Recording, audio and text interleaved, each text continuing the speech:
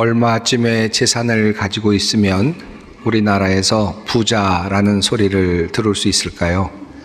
여러분은 어느 정도 재산을 가진 사람을 부자라고 생각하십니까? 우리나라에서 상위 한 10% 정도에 속하는 그런 부를 가지고 있다면 부자라고 할 수 있을까요?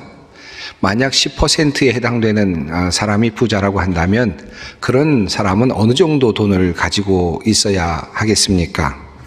지난 3월 20일 발표한 통계청의 2022년 가계금융복지조사 마이크로데이터 분석 결과를 보면 순자산 기준 상위 우리나라에서 10% 안에 드는 가구의 기준은 10억 8,100만 원이라고 합니다. 그러니까 한 10억 정도의 자산을 가지고 있으면 우리나라에서 10% 안에 드는 자산가에 속한다라고 할 수 있겠습니다. 우리나라에서 1%에 해당하는 가구의 수준은 32억 7,920만 원이라고 합니다. 그러니까 32억 정도의 자산을 가지고 있는 가구는 우리나라 상위 1% 부자에 해당된다라고 하는 뜻입니다. 여기서 순자산이란 총자산에서 부채를 뺀 자산이라고 합니다. 여기서 부동산 또는 동산 모든 것들을 다 합한 것이니까 아파트라든지 지금 살고 있는 모든 집들 다 포함이 되는 것입니다. 요즘 서울 아파트의 평균 가격이 10억 혹은 12억 이렇게 이야기를 합니다. 그렇게 본다면 서울에서 자신이 아파트를 한 채 가지고 있다라고 한다면 적어도 우리나라에서 상위 10%에 해당되는 자산가에 속한다라고 그렇게 말씀드릴 수 있겠습니다. 서울에 사시는 여러분 축하드립니다. 그런데 여러분, 우리가 지금 예배를 드리고 있는 우리 소망교회 예배당은 어떤 곳입니까? 서울에서도 가장 비싸기로 소문난 그런 곳이죠. 이 주변에 압구정동, 신사동 또는 청담동 이런 곳들이 있습니다. 아마 이곳에 사시는 분들 중에는 자산 가치로 상위 1% 안에 드시는 분들이 꽤 많이 계시리라고 생각합니다. 여러분은 어떠십니까? 상위 1%에 드시는 분들 손을 드실 필요는 없습니다만은 그리고 상위 10%에 드시는 분들 여러분 느낌이 어떠십니까? 행복하십니까? 여러분 표정이 그다지 행복해 보이지 않습니다. 물론 그보다 없어서 행복하지 않아 보일 수도 있지만 있는 분들도 그다지 행복을 느끼지 못하지 않을까 하는 생각이 듭니다. 제가 어떤 분과 이 통계 자료를 놓고 이야기를 나누었습니다. 제가 우리나라 자산 상위 10% 정도에 해당되려면 어느 정도의 돈을 갖고 있어야 된다고 생각하느냐고 그분께 이 정보를 주지 않고 물어보았습니다. 그랬더니 그분이 한 30억 정도는 있어야 될 것 같다라고 이야기를 하더라고요. 그래서 우리나라에서 한 1% 정도에 속하려면 어느 정도 자산이 있어야 될 것이라고 생각하느냐 물었더니 한 200~300억 정도는 있어야 되지 않겠느냐고 이렇게 이야기를 했습니다. 통계 결과와는 상당히 많은 차이가 있었죠. 왜 이렇게 되었을까 하는 생각을 해봤습니다. 아마도 우리가 너무 많이 큰 부자들을 자꾸 보고 있는 것 아닌가. 너무 우리의 비교의 대상이 큰 부자가 아니었을까. 그것 때문에 우리에게 착시 현상이 오고 있는 것이 아닐까 하는 그런 생각이 들기도 합니다. 오늘 설교 말씀은 돈 이야기로 시작을 했는데 아마 이 이야기를 들으시면서 돈 이야기라면 제가 먼저 할 수 있습니다. 이런 말씀하실 분들이 꽤 계실 것 같습니다. 자, 정말 많은 분들이 부자가 되고 싶어 하기는 하지요. 또 돈이 있으면 좋은 점도 꽤 많이 있을 겁니다.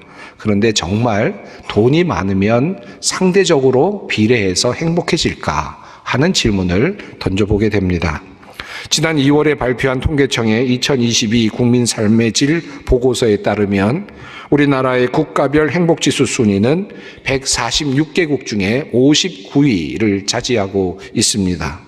선진국 클럽인 OECD 경제협력개발기구 38개 회원국 중에서는 36위를 차지하고 있다고 합니다. 이게 무슨 뜻이겠습니까? 우리나라가 지금 10대 경제대국에 들어가 있고 다시 말하면 10번째 부자 나라와 같은 나라가 되었는데 우리나라 사람들이 생각하고 있는 행복지수는 59위에 머무르고 있다. 그만큼 행복하지 않다라고 하는 말씀입니다. 어떻게 하다가 이렇게 되었을까 하는 그런 생각이 들기도 합니다. 이러한 현상에 대하여 연구한 학자들이 많이 있습니다. 그 중에 한 분을 소개하려고 합니다. 노벨 경제학 수상자이고 또 행복학 연구의 대가로 알려져 있는 리처드 이스털린이라고 하는 분이십니다.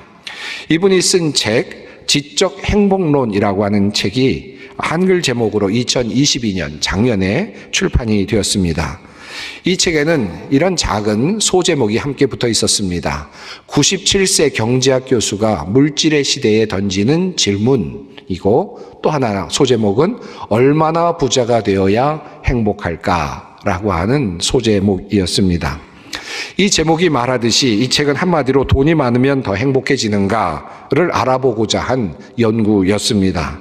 이 연구에 따르면 단기적으로는 소득과 행복이 상관관계가 있지만 장기적으로는 전혀 관련이 없다라고 하는 것입니다.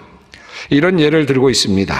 국가적으로 경제 불황이 닥치게 되면, 예를 들어서 우리나라에서 IMF와 같은 그와 같은 어려운 상황이 닥치게 되면 모두가 다 힘들어지지 않겠습니까? 그럴 때 사람들의 행복감은 급속도로 낮아진다고 합니다. 그런데 경제적 불황이 계속 이어지고 있음에도 불구하고 그 이후에는 점차 경제적인 어려움에도 불구하고 행복감이 조금씩 회복되어 간다라고 하는 것입니다. 마찬가지로 소득이 급격히 올라갈 경우에 순간적으로 행복지수가 올라가기는 하지만 그것은 일시적인 효과일 뿐이고 계속적으로 행복감이 상승하지는 않는다라는 것입니다. 이런 현상을 이스털린의 역설이라고 그렇게 말한답니다. 자, 그렇다면 왜 이런 일이 일어나는가? 왜 이런 현상이 일어나는가? 이 현상의 비밀을 말하는 경제학자들이 꽤 많이 있습니다. 데니엘 커더먼이라든가 아모스 트버스키라든가 하는 분들이 연구한 내용들도 있고요. 이런 분들은 준거점, 준거 기준에 대한 그런 이야기를 하고 있습니다. 이것을 이스털린은 사회적 비교로 설명을 하고 있습니다. 대부분의 사람들이 어떤 상황을 판단할 때 그 판단의 기준을 주변의 상황이나 사람들로부터 얻는다라고 하는 것입니다. 어떤 절대적인 기준점이 있는 것이 아니라 사람들 사이에서, 상황 속에서 기준점을 발견한다라고 하는 것이죠. 예를 들면 이렇습니다. 저의 키가 몇 센치쯤 될 것 같습니까? 제 키는 178 정도입니다. 제가 어렸을 때 이 정도의 키를 가지고 다닐 때 전혀 불편함이 없었습니다. 그냥 버스를 타거나 하면 대부분 제 아래에 있거나 아니면 저 비슷한 처지에서 서로 바라볼 정도였습니다. 아주 드물게 저보다 조금 큰 사람들이 있었지만 그저 저는 그렇게 키가 작다라는 생각을 하면서 살지를 않았습니다. 이게 제가 젊었을 때 경험입니다. 그런데 요즘 제가 전철을 타거나 버스를 타면 저를 가로막는 사람들이 굉장히 많습니다. 젊은 청년들이 얼마나 큰지 자꾸 위로 올려다 보게 됩니다. 그리고 제가 느끼죠. 내가 이렇게 키가 작아졌나 하는 생각이 듭니다. 제가 과거에 젊었을 때 저를 판단한다면 저는 아마 키가 큰 사람이라고 판단을 했을 것 같아요. 그런데 요즘 젊은이들과 비교해 본다면 저는 지금 작은 사람이다. 키가 참 작다. 라는 그런 생각을 하게 됩니다. 요즘에 그래서 키가 작았던 분들, 작은 분들의 그 애환을 이제 조금 알 것 같기도 합니다. 준거 기준이 무엇인가에 따라서 우리의 판단과 생각이 달라지게 된다라는 것입니다. 사실 제가 잘 알지도 못하는 경제학 관련된 이야기를 했습니다마는 한마디로 설명한다면 우리가 많은 것을 가지고 있음에도 불구하고 우리가 행복하지 못한 이유는 우리가 가지고 있는 준거 기준 때문이다. 우리가 가지고 있는 어떤 기준점 때문이다라는 것입니다. 누구와 비교하는가가 매우 중요하다는 것이죠. 어떤 기준으로, 어떤 준거점으로 내가 평가하는가 하는 것이 매우 중요하다는 것입니다. 참 이것을 적용해 보면 참 여러 가지 생각을 많이 하게 됩니다. 여러분, 우리가 행복을 찾지 않습니까? 행복을 구합니다. 어떻게 하면 행복해질까? 사람들이 참 많이 생각을 하죠. 젊은이들이 생각합니다. 그리고 어떻게 합니까? 저 위에 올라가면 행복할 수 있을 거야. 저 위에 올라가서 정말 훌륭한 사람이 되면 행복할 수 있을 거야. 연구 논문을 많이 발표하면 행복한 사람이 될 수 있을 거야. 돈을 많이 벌면 훌륭한 사람이 될 수 있을 거야. 그러면 행복한 사람이 될 수 있을 거야. 이런 생각들을 하죠. 높은 자리에 올라가면 나는 행복한 사람이 될 수 있을 거야 라고 생각하면서 사람들은 대부분 위를 바라봅니다. 위를 바라보면서 내가 저기에 도달해야지 라고 생각을 하면서 달려가죠. 그러다 보면 준거점이 어떻게 되겠습니까? 우리의 준거 기준이 높은 데 있는 사람들이 되고 마는 것이죠. 그러면 상대적으로 내가 어떻게 보이겠습니까? 내가 아무리 많은 것을 가지고 있어도 내가 높은 것을 보고 있기 때문에 그저 나는 초라한 존재가 되어버리고, 나는 그저 불쌍한 존재가 되어버리고, 나는 가난한 존재가 되어버린다는 말씀입니다. 이것이 우리의 역설이겠습니다. 우리가 행복하기를 바라면서 위를 바라보는데, 위를 바라보는 그 행위 자체가 우리를 행복하게 만들지 않는다는 것이죠. 여러분, 반대로 한번 생각해 보십시다. 우리가 만약에 아래를 내려다본다고 가정해 보십시다. 나보다 키가 작은 사람들만 있는 곳에 가면 나는 키가 큰 사람이 됩니다. 그리고 사람들은 저를 우러러 볼 것입니다. 내가 1억 원의 재산을 가지고 있다고 생각해 보십시다. 아니, 우리 10%에 든다는 10억 원 정도의 재산을 가지고 있다고 한번 가정해 보십시다. 내가 그런데 나와 함께하고 있는 사람들이 모두 그 정도의 돈을 가지고 있고 자산을 가지고 있다면 나는 특별하게 거기서 행복감을 느끼지 못하겠죠. 더군다나 나보다 더 많은 자산을 가지고 있는 사람들을 본다면 더더욱 그렇게 느껴질 것입니다. 내가 10억이 있는데 다른 사람이 30억이라고 하는 자산을 가지고 있다면 어떤 느낌이 드시겠습니까? 나는 10억밖에 없는 존재가 됩니다. 얼마나 많은 돈을 갖고 있습니까? 상위 10%에 해당되는 자산을 갖고 있음에도 불구하고 나는 10억밖에 없는 존재, 불쌍한 존재가 되고 만다는 것입니다. 반대로 생각해 보십시다. 내가 10억이 있는데 주변의 사람들이 그저 1억, 2억, 3억씩을 가지고 있다고 생각합니다. 그러면 어떤 느낌이 드시겠습니까? 아마도 나는 그들 중에서 10억이나 가지고 있는 부자라는 것을 느낌으로 받게 될 것입니다. 무엇과 비교하는가? 이것이 매우 중요합니다. 제가 어렸을 때 살았던 동네는 구로동이었습니다. 제가 한 30년을 그곳에 살았습니다. 저희 아버님께서 해방교회에서 목회를 하시다가 제법 큰 교회였는데 그곳에서 목회를 그만두시고 10년의 목회를 그만두시고 개척을 시작하셔서 구로동에 가셨습니다. 교회를 12명으로 시작을 하시고 조그마한 학교를 세우시고 그리고 과부들이 모일 수 있는 조그마한 터전을 마련하셔서 그곳에서 함께 생활을 했습니다. 저희가 생활하는 그 주변 지역은 빈민 지역이었습니다. 많은 어려운 가난한 분들이 살고 있었는데 빈민촌들이 굉장히 많이 펼쳐져 있었습니다. 저는 그곳에서 살면서 상대적으로 그랬는지 모르지만 나는 부자다라는 생각을 종종 하곤 했습니다. 부족함을 별로 느끼지 못했고 도리어 자부심을 가지고 살았던 것 같습니다. 왜냐하면 모든 대부분의 주변의 지역에 있는 집들은 개인 화장실이 없었기 때문입니다. 공동 화장실이 있었고 제가 지나가다 보면 공동 화장실에 줄을 지어서 사람들이 쭉 서 있는 것을 보면서 지나가곤 했습니다. 그런데 우리 집에는 화장실이 있었습니다. 개인 화장실이 바깥이지만 그 하나가 있었습니다. 이것이 굉장히 크게 느껴졌고 나를 부자처럼 느끼게 만들어 주곤 했습니다.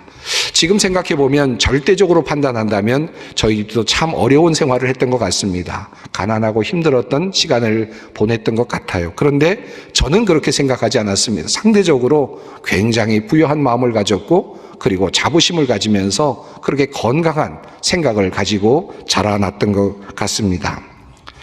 오늘 본문 말씀은 사도 바울을 통하여 우리에게 주시는 하나님의 말씀입니다. 서로 마음을 같이 하며 높은 데 마음을 두지 말고 도리어 낮은 데 처하며 스스로 지혜 있는 채 하지 말라. 이 짧은 말씀 속에 여러 교훈의 말씀들이 들어있죠. 여러분이 호텔에서 식사를 하시면 어떤 느낌이 드십니까? 정말 좋죠. 맛있습니다. 그리고 정말 기분도 좋습니다. 행복하게 느껴지죠. 그런데 그런 식사를 매일 한다고 한번 생각해 보세요. 그러면 어떤 느낌이 드시겠습니까? 하루 이틀은 참 좋은데 사흘, 나흘이 되면 그저 그런 식사가 되고 더 이상 행복감을 나에게 주지 못할 것입니다. 반면에 청량리나 또는 서울역에서 무료로 급식을 나눠주는 급식소에서 여러분이 봉사를 한다고 한번 생각해 보십시오. 힘들고 어려운 사람들을 봅니다. 그리고 한 끼 식사를 위해서 길게 줄 지어져 있는 그런 분들을 보죠. 한 끼 식사로 모든 식사를 때우는 그런 불쌍한 사람들이 눈에 들어올 것입니다.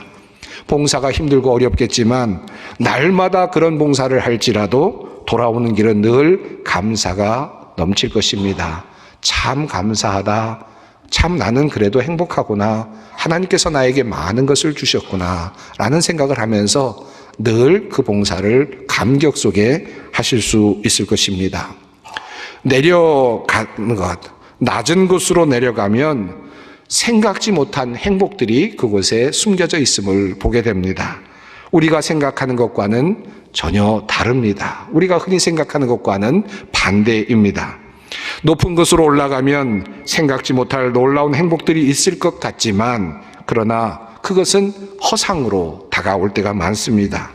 때로는 혹시 우리가 그곳에 올라간다 할지라도 익숙해지면 그것들은 더 이상 나에게 어떠한 행복도 주지 못하고 또 다른 높은 것이 나에게 보일 것일 뿐입니다. 오늘 본문에 나오는 말씀 중에 높은 데 마음을 두지 말고 도리어 낮은 데 처하며 라고 하는 말씀이 있습니다. 낮은 데 처한다 라고 하는 이 표현으로 사용된 헬라어는 타페이노미스입니다. 그런데 이 단어가 하나님께서 친히 말씀하신 말씀 중에도 나옵니다. 마태복음 11장 29절 말씀입니다. 수고하고 무거운 짐진 자들아 다 내게로 오라. 내가 너희를 쉬게 하리라. 나는 마음이 온유하고 겸손하니 나의 멍에를 메고 내게 배우라. 그리하면 너희 마음이 쉼을 얻으리니. 여기에 같은 단어가 나오고 있습니다. 이 문장 중에 타페이노스라는 단어가 나옵니다. 여기서는 겸손하니라는 말로 번역이 되어 있습니다. 너무나도 잘 알려진 우리의 마음을 따뜻하게 만들어주는 주님의 말씀이죠.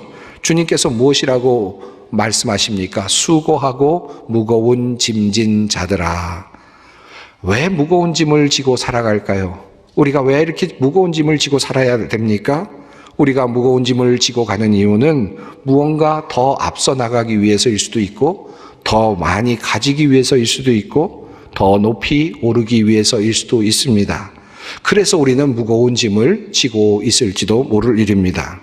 그런데 주님께서는 이렇게 무거운 짐을 지고 가는 사람들, 수고하는 이들을 위하여 한 가지 쉼의 비결을 말씀해 주셨습니다. 나에게로 오라.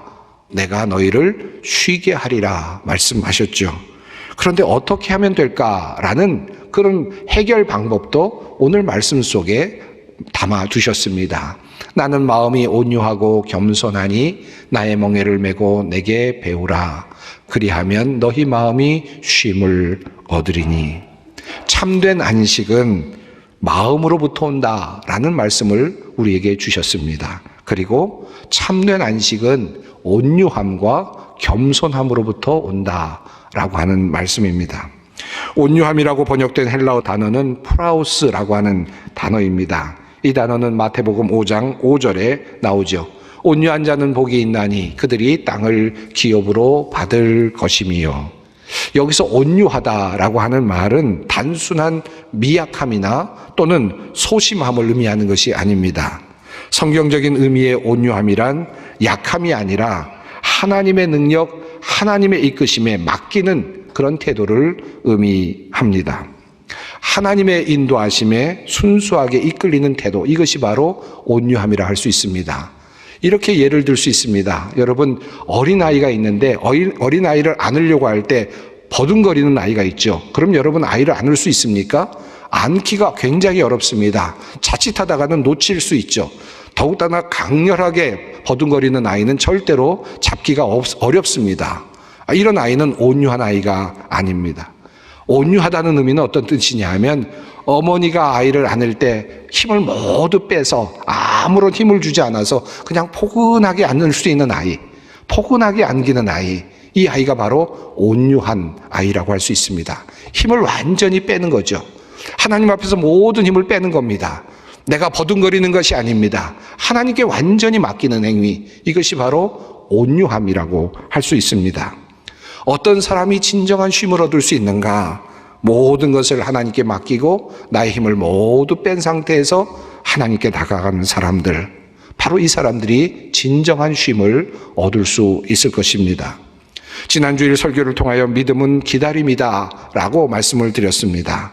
믿고 기다리는 사람, 하나님의 인도하심을 그저 따라가면서 힘들어도 기다리고 또 기다리는 사람, 실망하지 않는 사람, 바로 그 사람이 믿음의 사람이고 그리고 진정한 쉼을 얻을 수 있는 사람이 되는 것입니다. 두 번째로 나오는 단어가 앞에 말씀드린 대로 바로 겸손으로 번역된 타페이노스라고 하는 단어입니다. 마음을 낮은 데 두라라고 되어 있습니다. 여기 낮은 데 둔다, 마음을 낮은 데 둔다라는 말은 무슨 뜻일까요? 그냥 스스로 생각하기를 나는 겸손하다, 나는 겸손하다, 나는 겸손해야 한다, 이렇게 말하는 것이 마음을 낮은 데 두는 것일까요? 아니면 어떤 사람이 나에게 칭찬의 말을 줄 때 겸양으로 그저 덕을 다른 사람에게 돌리는 행위, 이런 것이 겸손일까요? 보이는 모습으로서는 그것이 겸손이겠습니다만, 그러나 성경이 우리에게 말하는 낮은 데 두라라는 말은 낮은 자들과 함께 하라는 뜻입니다. 그들과 함께 할 때 우리는 진정 낮아지는 것입니다. 마음을 낮은 곳에 둔다는 것은 나의 몸도 그곳에 함께 있는 것을 말합니다. 몸이 낮아질 때 마음도 낮아지게 되는 것입니다. 삶이 낮아질 때 마음도 낮아집니다. 예수님께서도 낮은 곳으로 오셨죠. 이 땅, 하나님의 나라에서 이 땅에까지 낮은 곳으로 내려오셨습니다. 낮은 곳으로 성육하신 예수님께서 또 어떻게 하셨습니까? 더 낮은 곳으로 내려가셨습니다.